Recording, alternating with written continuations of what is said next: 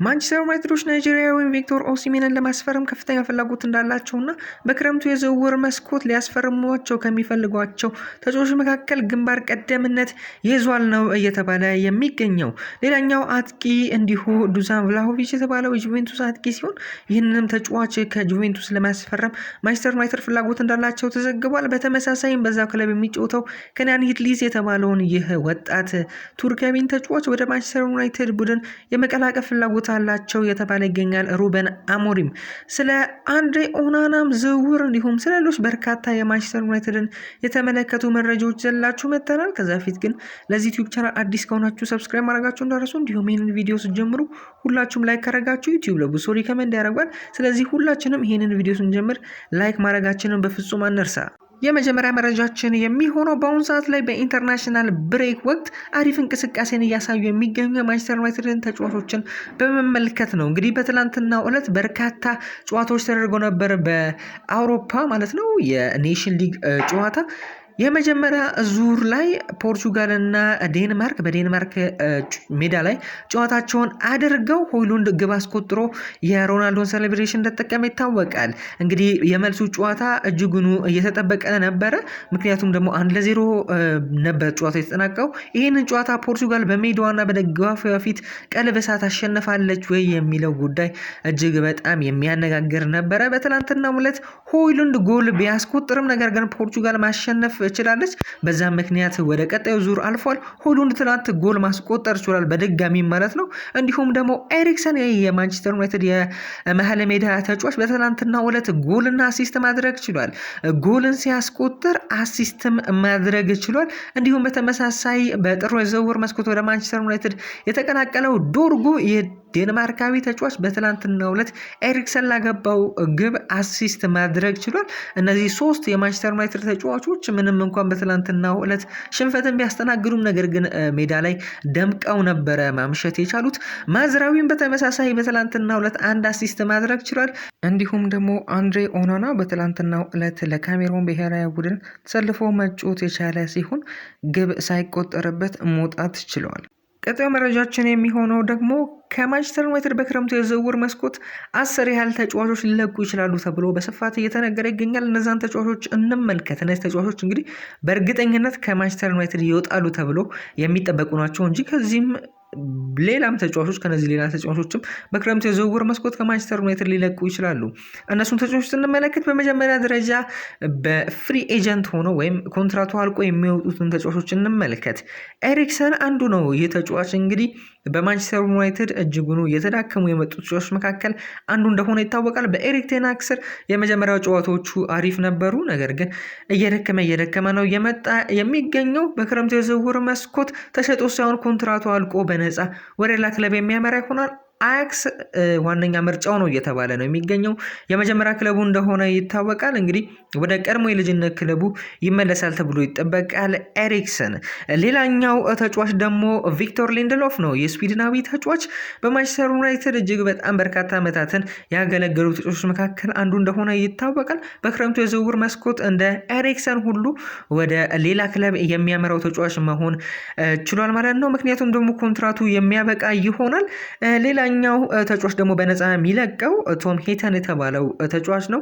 እንዲሁም ደግሞ ጆን ኢቫንስ እንግዲህ ከማንቸስተር ዩናይትድ ቤት ለቆ ነበር። ከዛ በኋላ ሌስተር ሲቲ ከቆየ በኋላ በድጋሚ ወደ ማንቸስተር ዩናይትድ መጣ። በኤሪክ ቴን ሃግ ስር አንዳንድ ጨዋታዎች ላይ አሪፍ እንቅስቃሴን ማሳየት ችሎ ነበር።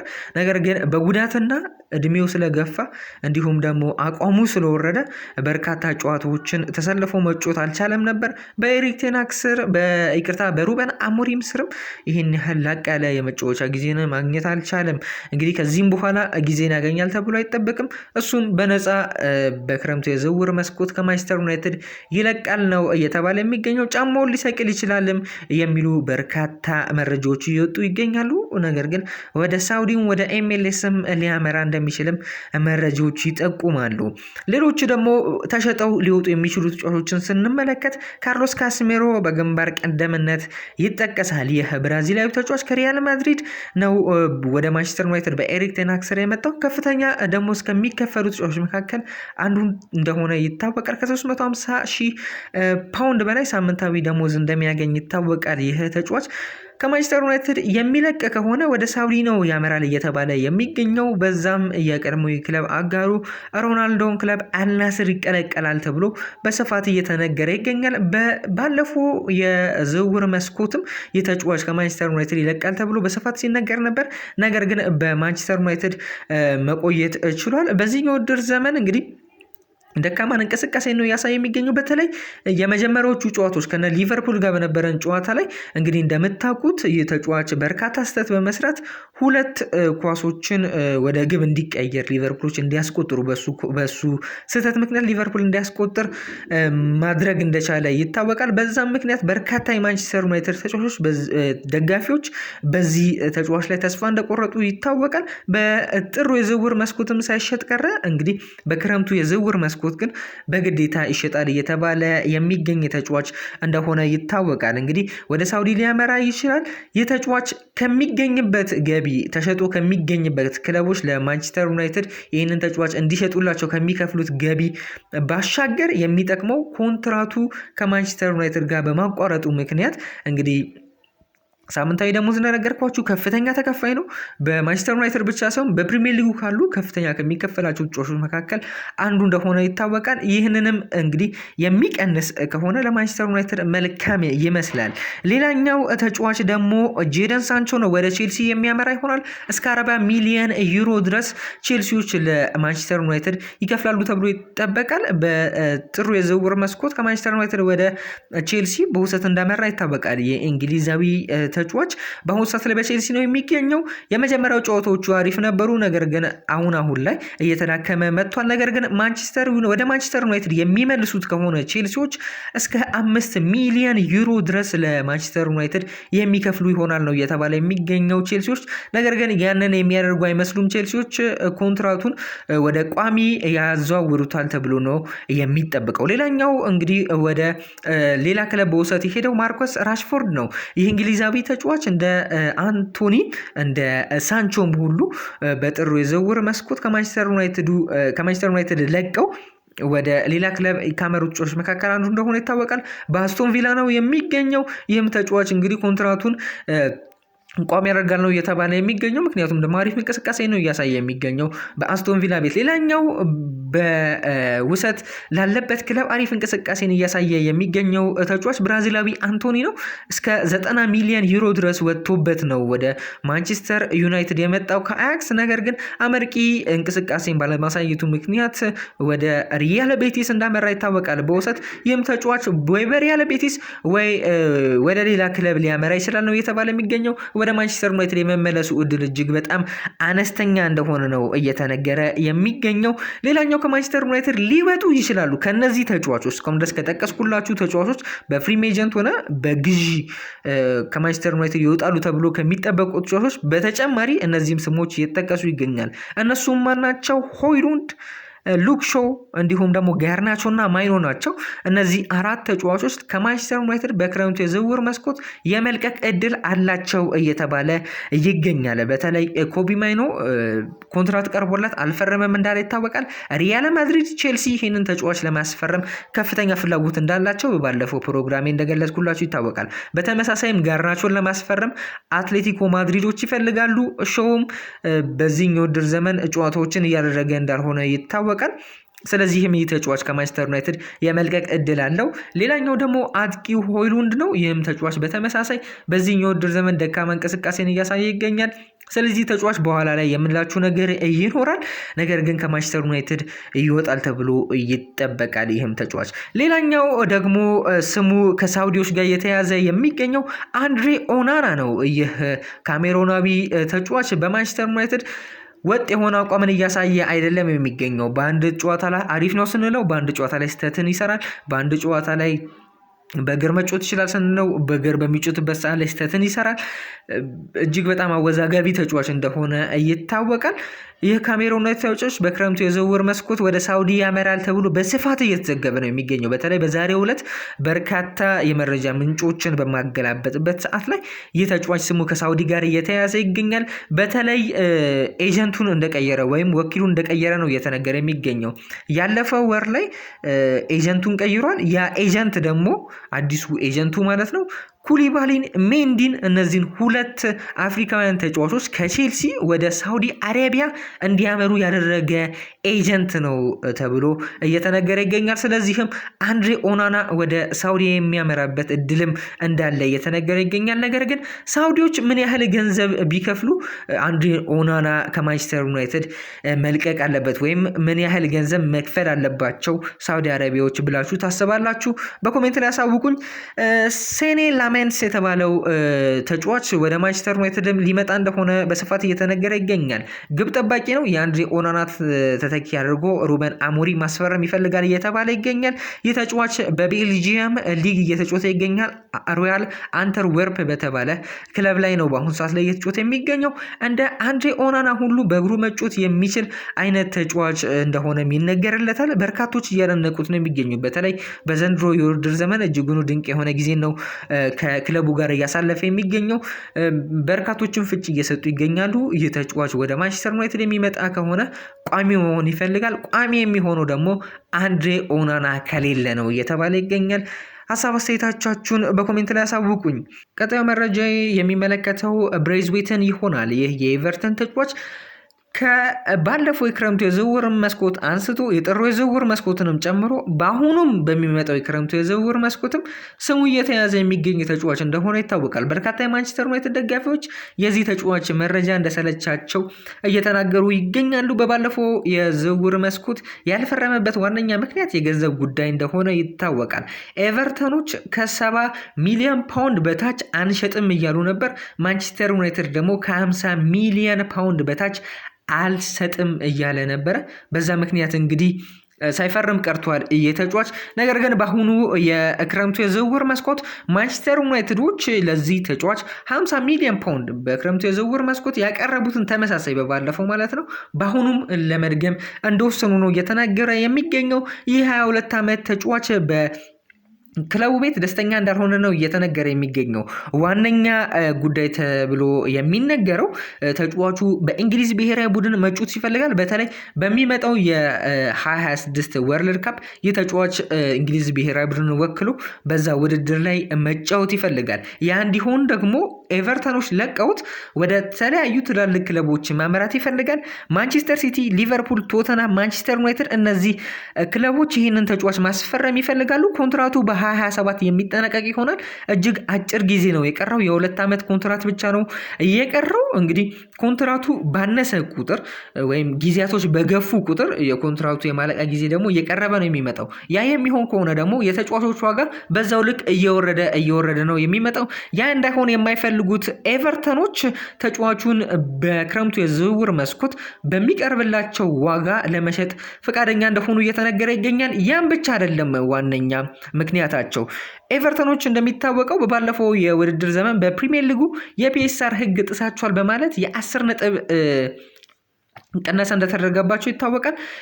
አሁንም ያንን ጉዳይ እንዳልቀረፉት ነው እየተነገረ የሚገኘው። ያኛው ጉዳይ እንዲቀረፍላቸው ወይም የፒኤስአር ፕሮብሌማቸው ሶልቭ እንዲደረግ በክረምቱ የዝውውር መስኮት ትላልቅ የተባሉ ተጫዋቾችን መሸጥ ፍላጎት እንዳላቸው እየተነገረ ይገኛል። በተለይ ብሬዝዌትን እስከ 50 ሚሊዮን ፓውንድ ለሚያቀርብ ማንኛውም ቡድን ለመሸጥ ፈቃደኛ እንደሆኑ በስፋት እየተዘገበ ይገኛል።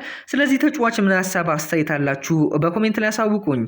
ቀጣዩ መረጃ ደግሞ የሚመለከተው ጀስቲን ክላይቨርትን ይመለከታል። ይህ ኔዘርላንዳዊ ተጫዋች በበርነማውዝ ቤት እጅግ በጣም ድንቅ ጊዜን ነው እያሳለፈ የሚገኘው። በዚህ ውድድር ዘመን 13 ግብና 7 አሲስትን ማድረግ ችሏል። በአጠቃላይ 20 የግብ ተሳትፎን ማድረግ ችሏል በበርነማውዝ። እንግዲህ ማንቸስተር ዩናይትድ በአጥቂ ክፍል ላይ ያለባቸውን ክፍተት ለመሙላት በማለት ይህንን ተጫዋች ማስፈረም እንደሚፈልጉ ካች ኦፍ ሳይድ እየዘገበ ይገኛል። እንግዲህ ይህ ተጫዋች ከ42 እስከ 46 ሚሊዮን ፓውንድ ድረስ ይገመታል። በተለይ ኒውካስትል እንዲሁም ሊቨርፑል ይህንን ተጫዋች ማስፈረም ይፈልጋሉ። በተለይ ኒውካስትሎች የአይዛክ ተፎካካሪ ማድረግ ይፈልጋሉ። አይዛክ የሚለቅ ከሆነ ደግሞ የእሱ ተተኪ ማድረግ እንደሚፈልጉ እየተዘገበ ይገኛል። እንግዲህ ማንቸስተር ዩናይትድ በዚህ የውድድር ዘመን ብሬንትፎርድ፣ በርነማውዝ፣ ብራይተን እነዚህ 3 ክለቦች ከማንቸስተር ዩናይትድ የተሻለ ግብን በዚህኛው የውድድር ዘመን ማስቆጠር ችሏል። ያንንም ተከትሎ ዋነኛ የክረምቱ የዝውውር መስኮት ኢላማቸው የሚሆነው የ9 ቁጥር ተጫዋች ማስፈረም ነው። ነገር ግን ከጀስቲን ክላይቨርት የበለጠ ዱሳን ቭላሆቪች የተባለውን የጁቬንቱስን ተጫዋችን ነው ማስፈረም እንደሚፈልጉ በስፋት እየተዘገበ የሚገኘው። እንግዲህ በዝርዝራቸው ውስጥ 3-4 የሚያህሉ የአጥቂ ስፍራ ተጫዋቾች ማንቸስተር ዩናይትድ እንደያዙ ነው እየተዘገበ የሚገኘው። ለምሳሌ ዱሳን ቭላሆቪች እንደነገርኳቸው ሰርቢያዊ ነው፣ 25 ዓመቱ ላይ ነው የሚገኘው። በሴሪያ ከፍተኛ ውድ ተከፋይ እንደሆነ ይታወቃል። 315 ሚሊዮን ፓውንድ በሳምንት የሚከፈለው ይህ የአጥቂ ስፍራ ተጫዋች ወደ ጁቬንቱስ ካመራ በኋላ 55 ጎሎችን ማስቆጠር ችሏል። ከፊዮረንቲና ነው ወደ ጁቬንቱስ ማምራት የቻለው። በ2022 55 ግቦችን ያስቆጠረው በ135 ጨዋታዎች ብቻ ነው። ይህ ተጫዋች በአስቶን ቪላ፣ በአርሰናል፣ በማንቸስተር ዩናይትድ እንዲሁም በሊቨርፑል በጥብቅ የተፈለገ የሚገኝ ተጫዋች ነው። ጁቬንቱሶች በክረምቱ የዝውውር መስኮት ይህንን ተጫዋች መሸጥ አይፈልጉም። ነገር ግን ጁቬንቱሶች ለተጫዋቹ ኮንትራት አቅርበው ነበረ። 215 ሚሊዮን ፓውንድ ሳምንታዊ ደሞዝ እናቅርብልህ ብለውት፣ ነገር ግን ተጫዋቹ ፈቃደኛ እንዳልሆነ ነው እየተዘገበ የሚገኘው። እንግዲህ ኮንትራቱ ከ1 ዓመት በኋላ በ2026 የሚጠናቀቅ ሲሆን በክረምቱ የዝውውር መስኮት ይህንን ተጫዋች ወይ ይሸጡታል ወይ ደግሞ ኮንትራት ያስፈርሙታል እንጂ ተጫዋቹን በነፃ የመልቀቅ ምንም አይነት ፍላጎት እንደሌላቸው እየተዘገበ ይገኛል። ምክንያቱም ከ1 ዓመት በኋላ በነፃ ነው የሚለቁት ይህንን ተጫዋች። ያ እንዲሆን እንደማይፈልጉም ምክንያቱም ደግሞ ከፍተኛ ተከፋይ እንደሆነ ይታወቃል። በጁቬንቱስ አይደለም ያልኳችሁ፣ በጣሊያን ሴሪያ ከፍተኛ ተከፋዩ ዱሳን ቭላሆቪች ነው። እንግዲህ ወደ ማንቸስተር ዩናይትድ መጥቶ ያን ያህል ገንዘብ ይከፈለዋል የሚለው ጉዳይ እጅግ በጣም አጠያያቂ ነው። ነገር ግን ማንቸስተር ዩናይትዶች ይህንን ተጫዋች የሚያስፈርሙት ከሆነ በእርግጠኝነት መናገር የሚቻለው ወርልድ ክላስ የሆነ ስትራይከር እንዳያገኙ መተማመን ይችላሉ።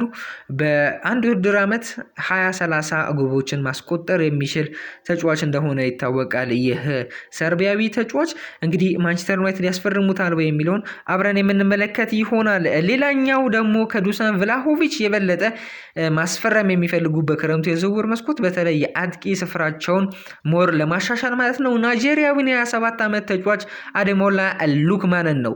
ይህ ናይጄሪያዊ ተጫዋች በበርካታ ክለቦች እንደሚፈለግ ይታወቃል። በተለይ በአርሰናል እና በሊቨርፑል ቤት በጥብቅ ነው የሚፈለገው። እንግዲህ ይህንን ስም አርሰናልና ሊቨርፑልን በዱሳን ቭላሆቪችም በጀስቲን ክላይቨርትም እንዲሁም ደግሞ በሌሎች ተጫዋቾችም በቀጣይ በመጠራላችሁ ተጫዋቾች ላይ እነዚህ 2 ክለቦች ልጠራ እገደዳለሁ። ምክንያቱም ደግሞ በክረምቱ የዝውውር መስኮት አርሰናል ዋነኛ ኢላማው እንደ ማንቸስተር ዩናይትድ ሁሉ የአጥቂ ስፍራ ተጫዋች ማስፈረም ነው። እንግዲህ ጋብሪኤል ጄሱስ በጉዳት ላይ ነው የሚገኘው። በተመሳሳይም በ9 ቁጥር ቦታ ላይ በሐሰተኛ 9 ቁጥር ቦታ ላይ እያጮቱት የነበረውም ተጫዋች ካይ ሃቨርትስም በጉዳት ላይ ነው የሚገኘው። በዚህኛው ውድድር ዘመን ሁለቱም ተጫዋቾች አንመለከታቸውም። ስለዚህም እነዚህ ተጫዋቾች ቢኖሩ ራሱ አርሰናል የአጥቂ ስፍራ ተጫዋች ማስፈረም እንደሚፈልግ ይታወቃል። ስለዚህም ማንቸስተር ዩናይትድ እጅጉኑ በዚህኛው የዝውውር መስኮት አጥቂ ለማስፈረም የሚፈተን ይሆናል። ነገር ግን አንድ ደህና አጥቂ እንደሚፈርም ማረጋገጥ ይቻላል። ምክንያቱም በርካታ እንደ ፋብሪዚዮ ሮማኖ፣ ዴቪድ ኦርነስቲን የመሳሰሉ ታማኝ ጋዜጠኞች እየዘገቡ ስለሚገኙ እንዲሁም ደግሞ ሊቨርፑልንም ስንመለከት በተመሳሳይ በክረምቱ የዝውውር መስኮት እንደነ ሉዊስ ዲያዝ የመሳሰሉ በአጥቂ ስፍራ ላይ የሚጮተው ዳርዊን ኑኔዝ፣ እነዚህ አሪፍ የተባሉ በአጥቂ ስፍራ ላይ የሚጮቱ ተጫዋቾች በክረምቱ የዝውውር መስኮት ከሊቨርፑል ይለቃሉ። ያንንም ተከትሎ አሪፍ የተባለ ኳሊቲ እንደነ ከሃላንድ ጋር መፎካከር የሚችል በፕሪሚየር ሊጉ ለመፎካከር እንደ ሃላንድ አይነት አጥቂ ያስፈልጋል። ስለዚህም እንደ ሃላንድ አይነት 40-30 ግቦችን በውድድር ዘመን ማስቆጠር የሚችል ተጫዋችን ማስፈረም ይፈልጋሉ ሊቨርፑሎች። ስለዚህም ማንቸስተር ዩናይትድ እጅግ በጣም ፉክክር ይጠብቀዋል። ለምሳሌ አዴሞላ ሉክማንን ስንመለከት እነዚህ 2 ክለቦች በጥብቅ ነው የሚፈልጉት። እንግዲህ ወዴት ያመራል የሚለውን ነገር አብረን የምንመለከት ይሆናል። ተጫዋቹ እንግዲህ የቀድሞ የፉልሃም እንዲሁም የኤቨርተን ተጫዋች እንደሆነ ይታወቃል። በፕሪሚየር ሊጉ ልምድ አለው። ከነዚህ ከምጠራላቸው ተጫዋቾች የበለጠ ይህንን ተጫዋች ማንቸስተር ዩናይትድ እንዲያስፈርም ዋነኛ ምክንያት አድርጎ ሊነሳ የሚችለው በፕሪሚየር ሊጉ ልምድ ያለው ተጫዋች ነው። እንዲሁም ደግሞ በ2022 ከአታላንታ ወደ አታላንታ ካመራ በኋላ 107 ጨዋታዎችን በማድረግ 50 ግቦችን ማስቆጠር ችሏል። እንደነገርኳችሁ አርሰናልና ሊቨርፑል በጥብቅ ነው የሚፈልጉት። እስከ 60 ሚሊዮን ዩሮ ድረስ አታላንታዎች ከዚህ ተጫዋች እንደሚፈልጉ በስፋት እየተዘገበ ይገኛል። እንግዲህ በባለፈው ወር ላይ ፋብሪዚዮ ሮማኖ ስለዚህ ተጫዋች መረጃን አውጥቶ ነበር። መረጃው ምንድነው? በክረምቱ የዝውውር መስኮት ከአታላንታ ይህ ተጫዋች መልቀቅ ይፈልጋል ሲል እንግዲህ መረጃ እንዳወጣ ይታወቃል። ስለዚህም በክረምቱ የዝውውር መስኮት ከአታላንታ የሚወጣ ከሆነ ማንቸስተር ዩናይትድ ዋነኛ ፈላጊው ሊሆን እንደሚችል ነው እየተዘገበ የሚገኘው። እስካሁን ከዘረዘርኩላችሁ ተጫዋቾች በበለጠ ማንቸስተር ዩናይትድ በጥብቅ በክረምቱ የዝውውር መስኮት ወደ ክለቡ እንዲመጣ ከሚፈልጋቸው ተጫዋቾች መካከል አንደኛው መሆን የቻለው ቪክቶር ኦሲሜን ነው። ናይጄሪያዊው ቪክቶር ኦሲሜን በአሁኑ ሰዓት ላይ በጋላታሳራይ ነው የሚገኘው። በውሰት ነው ከናፖሊ ወደ ጋላታሳራይ ያመራው። በዛም ድንቅ የሆነ የውድድር ጊዜ ነው እያሳለፈ የሚገኘው። በተለይ ማንቸስተር ዩናይትድ በዚህኛው ውድድር ዘመን እጅግ በጣም እየተቸገረባቸው ከሚገኙ ነገሮች አንዱ የአጥቂ ስፍራ ተጫዋች ማጣት እንደሆነ ይታወቃል። የጎል ድርቅ ላይ ነው የሚገኘው ማንቸስተር ዩናይትድ። ምክንያቱም ደግሞ ተጫዋቾቹ እንደነ ሆይሉንድ የመሳሰሉ ተጫዋቾች ለተከታታይ 10-15 ጨዋታዎች ጎል ሳያገቡ የሚጓዙ አይነት ተጫዋቾች እንደሆኑ ይታወቃል። ለምሳሌ ያህል ዝርክዚን ስንመለከተው 6 ግቦችን በ44 ጨዋታ ነው ማስቆጠር የቻለው። ሆይሉንድ ደግሞ 8 ግቦችን በ39 ጨዋታዎች ብቻ ነው ማስቆጠር የቻለው። ይህ እጅግ በጣም ከአጥቂ የማይጠበቅ ጎል እንደሆነ ይታወቃል። የዘጠኝ ቁጥር አጥቂ ሆነው እንደዚህ አይነት ግብ ማስቆጠር እንግዲህ የሚያሳፍር ጉዳይ ነው። በተለይ እንደ ማንቸስተር ዩናይትድ ያሉ ትላልቅ ክለቦች ለዋንጫ የሚፎካከሩ ለቻምፒዮንስ ሊግ ለመግባት የሚፎካከሩ ክለቦች እንደዚህ አይነት አጥቂ ይዘው ያ የሚሳካላቸው አይመስልም። ስለዚህም በክረምቱ የዝውውር መስኮት ቪክቶር ኦሲሜን 30-40 ጎል ሊያስቆጥር የሚችል በአንድ የውድድር ዘመን አይነት ተጫዋች ነው ማስፈረም ያለባቸው። ለጉዳት እጅግ በጣም ያልተቃረበ ልምድ ያለው ተጫዋች፣ በበርካቶች የሚመሰከርለት አይነት ተጫዋች እንደሆነ ይታወቃል። አርሰናል፣ ቼልሲ ይህንን ተጫዋች ለማስፈረም ከፍተኛ ፍላጎት አላቸው። በተለይ ደግሞ ቼልሲዎች ይህንን ተጫዋች የማስፈረም ፍላጎት ነበራቸው። በተለይ በክረምቱ የዝውውር መስኮት በባለፈው ማለት ነው ይህንን ተጫዋች ለማስፈረም ጫፍ ደርሰው እንደነበረ ይታወቃል። በትንሽ የሚሊየን ፓውንዶች ጉዳይ ነው ይህ ተጫዋች ወደ ቼልሲ ያልመጣው። እንግዲህ ናፖሊዎች በአሁኑ ሰዓት ላይ ይህንን ተጫዋች ሙሉ ለሙሉ መሸጥ ነው የሚፈልጉት። ምክንያቱም ደግሞ እንደነ ሉካኩ የመሳሰሉ ተጫዋቾች በክለባቸው አሉ። ባለፈው ፕሮግራሜ ላይም እንደነገርኳችሁ ሆይሉንድን እጅግ በጣም ማስፈረም ይፈልጋል የናፖሊ አለቃ አንቶኒዮ ኮንቴ። ነገር ግን ማንቸስተር ዩናይትዶች እስከ 50 ሚሊዮን ዩሮ ድረስ እንደሚፈልጉ እየተነገረ ይገኛል። ነገር ግን ቪክቶር ኦሲሜን ጋር የሚቀያየሩ ከሆነ ተጨማሪ ገንዘብና ሆይሉንድን ለመስጠትም ፍላጎት አላቸው ነው እየተባለ የሚገኘው።